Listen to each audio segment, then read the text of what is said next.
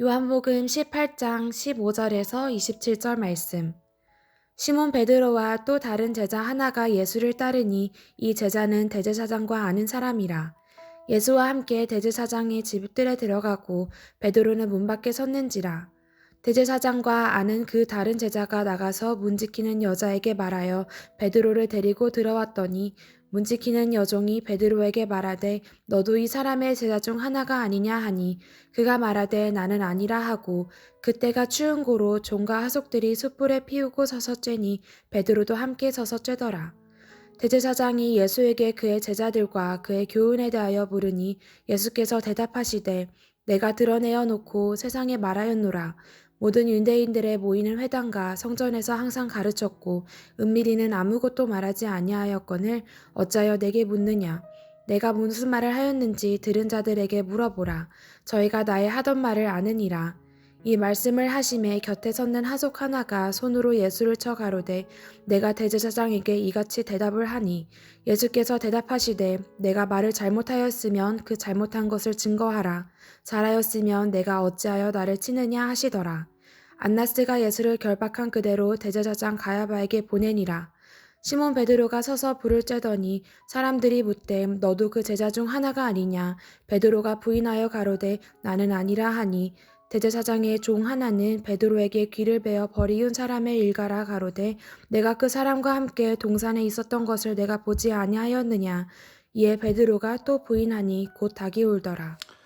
오늘은 예수님께서 당시 대제사장이던 가야바에게 끌려가기 전에 그 가야바의 장인 안나스의 집에서 예비 신문을 받으신 사실하고, 그리고 예수님께서 예고하신 바대로 베드로가 3번에 걸쳐서 예수님을 부인한 사실을 오늘 말씀에서 우리는 읽을 수 있습니다. 특별히 우리가 2가지만 생각해 보면 좋겠는데요. 특별히 17절에 보면 베드로가 이제 예수님을 부인하는 장면이 나와요. 베드로는 문 지키는 여종이 그에게 예수님의 제자가 아닌가 물을 때 단번에 아니라고 잘라 말합니다. 예수님과 전혀 상관이 없는 사람이기다라고 한 것처럼 행동했어요. 그는 바로 조금 전까지만 해도 예수님과 함께 죽을지언정 부인하는 일은 없을 것이다 라고 다짐했었습니다. 그럼에도 불구하고 그는 그 말의 여운이 꺼지기도 전에, 사라지기도 전에 예수님의 제자가 아니며 그분과는, 예수님과는 아무 상관이 없다 이렇게 부인한 거예요. 여기서 우리는 우리의 인간의 의지의 분명한 한계성을 보게 됩니다. 사람들 중에서는 마음만 먹으면 할 수 있는 일이 아무것도 없다라고 생각하는 이들이 참으로 많습니다. 불가능은 없다. 안 되면 되게 하라. 이런 말들도 정말로 많죠. 이런 말들 또한 그러한 사람들의 생각을 잘 반영을 하고 있습니다. 어떻게 보면 엄밀히 따지자면 이것은 잘못된 생각이에요. 사람의 마음이란 정함이 없어요. 그래서 아무리 굳게 결심하고 다짐하더라도 언제든지 바뀔 수 있다라는 것은 성경에서 가르쳐주고 있습니다. 따라서 그리스도의 증인으로 살고자 하는 이들은 의지만 가지고서는 끝까지 이러한 일들을 감당하기가 어려워요.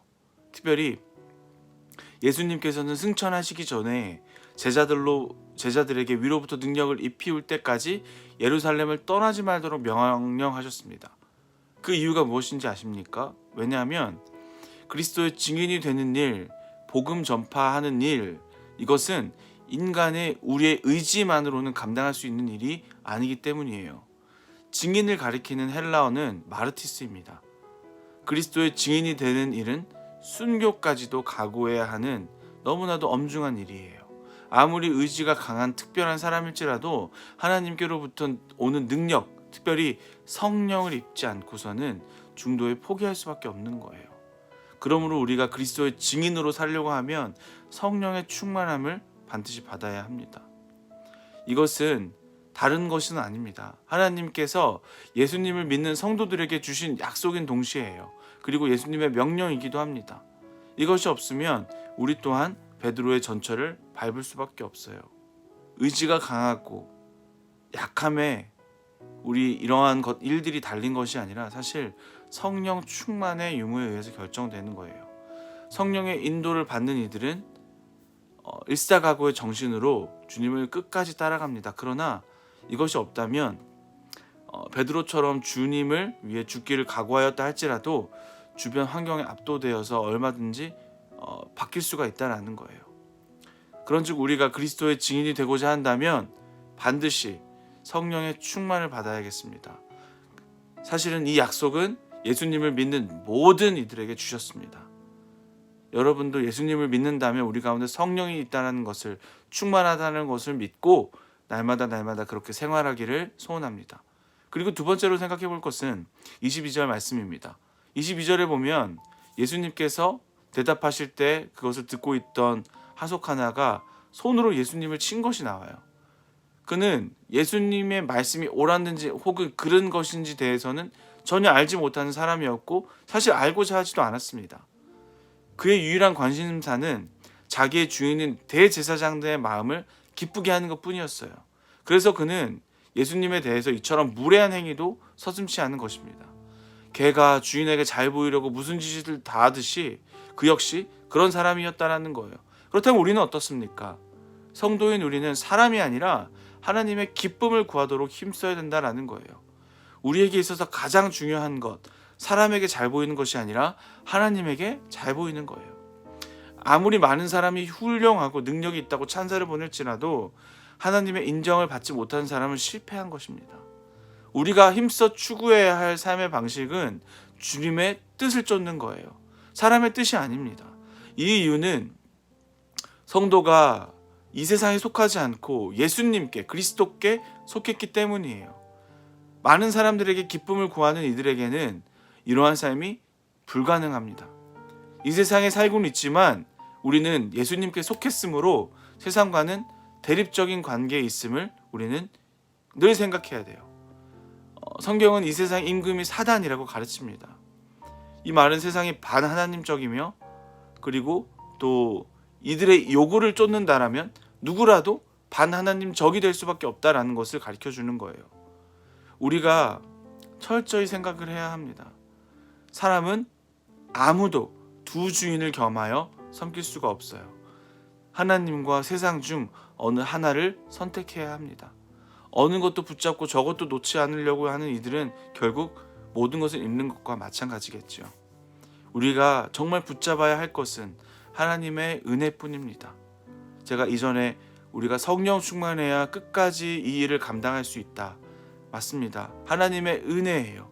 하나님의 은혜가 있다라면 우리가 하나님을 기쁘시게 할 수 있고 그리고 하나님께서 맡기신 일을 끝까지 감당할 수 있을 줄 믿습니다.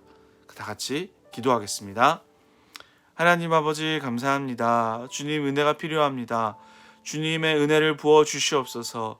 주님의 은혜 아니면 하나님 아버지 할 수 없음을 고백합니다. 주님을 기쁘시게 하는 것 그리고 또 이 일을 끝까지 감당하는 것 하나님 아버지 주님의 은혜가 필요하오니 주여 은혜 부어주시고 예수 믿는 자들에게 성령을 부어주신다 하셨으니 성령 충만함으로 하나님 아버지 일을 잘 감당할 수 있도록 주여 도와주시옵소서. 감사합니다. 예수 그리스도 이름으로 기도합니다.